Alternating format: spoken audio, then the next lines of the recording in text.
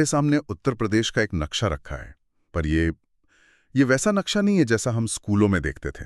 नहीं, बिल्कुल नहीं। ये किसी जीवित शरीर के नर्वस सिस्टम जैसा लग रहा है। सही कहा।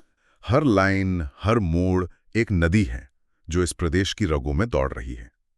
आज हम इन्हीं नसों के जाल को समझने की कोशिश करेंगे, ये जानने के लिए कि ये नदियां सिर्फ पानी नहीं बल्कि यूपी की पूरी कहानी कैसे लिखती हैं।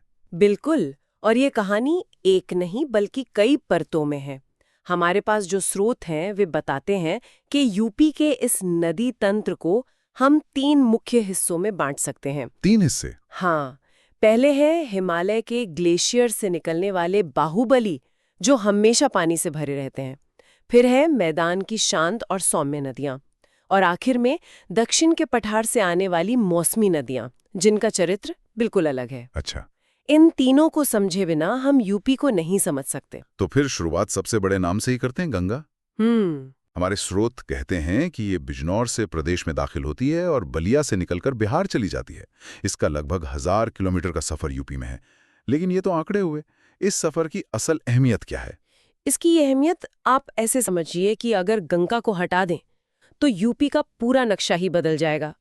यह सिर्फ एक नदी नहीं है, इसे राष्ट्रीय नदी का दर्जा मिला है। और यहाँ एक बहुत दिलचस्प बात है, हमारे स्रोतों में राष्ट्रीय जल मार्ग 1 का जिक्र है। राष्ट्रीय जल मार्ग? हाँ, जो प्रयागराज को हल्दिया से जोड़ता है। मतलब एक तरह का वाटर हाईवे। बिल्कुल हाईवे है। हाँ, सोचिए, कानपुर के चमड़े के उत्पाद या भदोही के कालीन सीधे पानी के रास्ते बंदरगाहों तक पहुंच सकते हैं। वाह! इससे लागत और प्रदूषण दोनों में भारी कमी आएगी। लेकिन ये आसान तो नहीं होगा। नहीं, चुनौतियां बहुत हैं। नदी में जमा होती गाद और साल भर पानी का एक जैसा स्तर बनाए रखना, ये मुश्किल है। पर अगर ये सफल होता है तो कानपुर, प्रयागराज, वाराणसी जैसे शहरों की आर्थिक तस्वीर बदल सकती है। गंगा इतना लंबा सफर अकेले तो तय नहीं करती होगी। इसकी सबसे बड़ी सहयोगी कौन है? इसका सबसे बड़ा और सबसे प्रसिद्ध सहयोगी है यमुना नदी। यमुना? हाँ, ये यमुनोत्री ग्लेशियर की बंदरपूंछ चोटी से निकलकर सहारनपुर में यूपी की सीमा में प्रवेश करती है। और प्रयागराज में संगम? जी, प्रयागराज में गंगा से मिल जाती है। और यमुना सिर्फ एक सहायक नदी नहीं है, इसकी अपनी एक स्वतंत्र और गौरवशाली पहचान है। हाँ, ताजमहल और मथुरा, वृंदावन, ये सब तो यमुना के ही किनारे हैं। इतिहास और संस्कृति तो यहाँ भी गंगा से कम नहीं है। सही कहा। और यहीं पर एक बहुत ही फैसिनेटिंग मोड़ आता है कहानी में। क्या? जहाँ गंगा और उसकी ज्यादातर सहायक नदियां हिमालय से आती हैं, वहीं यमुना की अपनी सबसे प्रमुख सहायक नदियां चंबल, बेतवा, केन, वो दक्षिण के पठारी क्षेत्र से आती हैं। अच्छा, मतलब उत्तर और दक्षिण का मिलन। हाँ, ऐसा है जैसे उत्तर और दक्षिण की संस्कृतियां आकर यमुना के माध्यम से मिल रही हों। यह हमें कहानी के एक बिल्कुल अलग हिस्से की तरफ ले जाता है। वाह! मतलब यमुना एक तरह का संगम है हिमालय और विंध्य की नदियों का। हाँ। तो चलिए हिमालय से आने वाली कुछ और नदियों को भी जानते हैं। मेरे सामने रामगंगा का जिक्र है, जो जिम कॉर्बेट नेशनल पार्क के बीच से होकर बहती है। हाँ, एक नदी जो टाइगर रिजर्व के बीच से गुजर रही हो, ये तो अद्भुत है ना? पूरी तरह से। रामगंगा उस जंगल की जीवन रेखा है। यह सिर्फ बाघों या हाथियों के लिए पानी का स्रोत नहीं है, बल्कि यह उस पूरे इकोसिस्टम को बनाए रखती है। और फिर एक नाम आता है घाघरा, जिसे अयोध्या में सरयू कहते हैं। हाँ, ये तिब्बत के पठार से निकलती है। मतलब इसका सफर कितना लंबा और अंतर्राष्ट्रीय है। स्रोत में एक तथ्य है जो चौंकाता है। कौन सा? कि पानी की मात्रा यानी वॉल्यूम के हिसाब से ये गंगा की सबसे बड़ी सहायक नदी है। हाँ, और यही तथ्य इसकी सबसे बड़ी ताकत भी है और पूर्वी उत्तर प्रदेश के लिए सबसे बड़ी चुनौती भी। चुनौती कैसे? जब मॉनसून में इसमें पानी बढ़ता है तो इसका विशाल वॉल्यूम पूर्वी यूपी के कई जिलों में विनाशकारी बाढ़ का कारण बनता है। हर साल लाखों लोग इससे प्रभावित होते हैं। मतलब जिस नदी को अयोध्या में आस्था से पूजा जाता है, वही आगे जाके रौद्र रूप ले लेती है। बिल्कुल, एक ही नदी के 2 बिल्कुल अलग चेहरे हैं। कुछ नदियां तो सीमाएं भी बनाती हैं, जैसे पहरइयों की तरह। हाँ, जैसे शारदा नदी, जिसे नेपाल में काली नदी कहते हैं। ये पीलीभीत में यूपी में दाखिल होने से पहले भारत और नेपाल के बीच एक लंबी प्राकृतिक सीमा बनाती है। अच्छा। इसी तरह गंडक नदी है जो महाराजगंज जिले में यूपी और बिहार के बीच सीमा रेखा खींचती है। और गंडक की एक और खासियत है ना? वो शालिग्राम पत्थर। हाँ, मैंने सुना है इनके बारे में। ये गोल काले पत्थर होते हैं जिन्हें भगवान विष्णु का प्रतीक माना जाता है, और ये सिर्फ इसी नदी के तल में पाए जाते हैं। वाकई। हाँ, ये भूगोल, भूविज्ञान और आस्था का एक अद्भुत संगम है। एक पत्थर जो लाखों साल की भूवैज्ञानिक प्रक्रिया से बना है, वो करोड़ों लोगों के लिए सीधे ईश्वर का स्वरूप बन जाता है। तो ये तो हुई हिमालय की शक्तिशाली नदियां, जिनका स्वभाव तेज और रौद्र है। लेकिन आपने मैदानी नदियों का भी जिक्र किया था। उनका चरित्र इनसे कितना अलग है? जमीन आसमान का फर्क है। जैसे कि गोमती, जिसके किनारे राजधानी लखनऊ बसी है। गोमती किसी ऊंचे पहाड़ या ग्लेशियर से नहीं, बल्कि पीलीभीत के एक समतल मैदान में स्थित फुलर झील से निकलती है।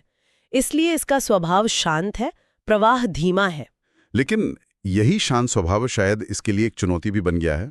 स्रोत बताते हैं कि ये यूपी की सबसे प्रदूषित नदियों में से एक है। यही इसकी त्रासदी है। धीमी गति के कारण इसमें प्रदूषण को बहा ले जाने की क्षमता कम होती है। अच्छा। जब लखनऊ, जौनपुर जैसे शहरों का औद्योगिक और घरेलू कचरा इसमें गिरता है, तो ये उसे आगे नहीं धकेल पाती। नदी एक नाले में तब्दील होने लगती है। मतलब गोमती का शांत स्वभाव ही उसके लिए एक अभिशाप बन गया। ये हिमालयी नदियों के बिल्कुल विपरीत है। लेकिन आपने पहले यमुना का जिक्र करते हुए कहा था कि उसकी सहायक नदियां पठारी क्षेत्र से आती हैं। हाँ, चंबल, बेतवा, केन। वो इलाका तो बिल्कुल अलग होगा। वहां की नदियों का चरित्र कैसा है? चंबल का नाम सुनते ही तो बीहड़ और डाकुओं की कहानियां याद आती हैं। और ये सिर्फ कहानियां नहीं हैं, ये उस नदी के भूगोल का सीधा नतीजा है। चंबल मध्य प्रदेश की जानापाव पहाड़ियों से निकलती है और अपने रास्ते में नरम मिट्टी को काटती हुई चलती है। हजारों सालों के इस कटाव से इसने गहरे खड्ड और घाटियां बना दी हैं, जिन्हें हम बीहड़ या रेवीन्स कहते हैं। और यही उबड़ खाबड़ भूगोल डाकुओं के लिए छिपने की सबसे अच्छी जगह बना। बिल्कुल। और अब यही भूगोल घड़ियालों के लिए एक वरदान बन गया है। राष्ट्रीय चंबल अभयारण्य। हाँ, क्योंकि ये इलाका इंसानी दखल से दूर रहा, इसलिए ये घड़ियालों और गंगा डॉल्फिन जैसी दुर्लभ प्रजातियों के लिए एक सुरक्षित पनाहगाह बन गया। मतलब जिस नदी ने एक समय कानून तोड़ने वालों को पनाह दी, आज वही विलुप्त होती प्रजातियों को बचा रही है। हाँ, ये दिखाता है कि कैसे एक नदी का भूगोल अपने आसपास की पूरी सामाजिक और पारिस्थितिक कहानी लिखता है। पठारी नदियों में दो और नाम बहुत अहमियत रखते हैं, खासकर बुंदेलखंड के लिए, बेतवा और केन। हाँ, इन्हें तो उस इलाके की जीवन रेखा कहा जाता है। बुंदेलखंड एक पठारी और अपेक्षाकृत कम बारिश वाला क्षेत्र है। लेकिन समस्या ये है कि मानसून में इनमें पानी होता है और गर्मियों में ये लगभग सूख जाती हैं। बिल्कुल। और इसी समस्या से निपटने के लिए भारत की सबसे महत्वाकांक्षी और विवादास्पद परियोजनाओं में से एक आकार ले रही है केन बेतवा लिंक प्रोजेक्ट। हाँ, देश का पहला नदी जोड़ो प्रोजेक्ट। इसका जिक्र हमेशा बड़ी उम्मीदों के साथ होता है। ये काम कैसे करेगा? इसका मूल विचार एक नहर बनाना है जो केन नदी के अतिरिक्त पानी को बेतवा नदी में भेजेगी। इसके लिए दौधन में एक बांध बनाया जाएगा। इससे तो बुंदेलखंड की पानी की समस्या हल हो सकती है। सिद्धांत रूप में तो हाँ, लेकिन आपने इसे विवादास्पद कहा। क्योंकि यही बांध और नहर पन्ना टाइगर रिजर्व के एक बड़े हिस्से को डुबो देंगे। ओहो। जो बाघों का एक प्रमुख प्राकृतिक आवास है। यही विकास और पर्यावरण के बीच का असली द्वंद्व है। क्या हम एक क्षेत्र की पानी की समस्या को हल करने के लिए एक अनमोल पारिस्थितिकी तंत्र को नष्ट करने का जोखिम उठा सकते हैं? वाकई ये एक बहुत बड़ा सवाल है। दक्षिण में कुछ और भी नदियां हैं जिनका जिक्र है, जैसे सोन और रिहंद। इन्हें ऊर्जा का स्रोत कहा गया है। ऐसा क्यों? सोन नदी अमरकंटक की पहाड़ियों से निकलती है, पर इसकी मुख्य सहायक नदी है रिहंद, जो सोनभद्र के इलाके से गुजरती है। इस पूरे क्षेत्र को, जिसे सिंगरौली सोनभद्र बेल्ट कहते हैं, भारत की ऊर्जा राजधानी या एनर्जी कैपिटल का दर्जा मिला हुआ है। एनर्जी कैपिटल मतलब यहाँ बिजली बहुत बनती है। बहुत ज्यादा, क्योंकि यहाँ कोयले के विशाल भंडार हैं और देश के कई बड़े थर्मल पावर प्लांट यहीं लगे हैं। और इन प्लांट्स को पानी रिहंद नदी से मिलता है।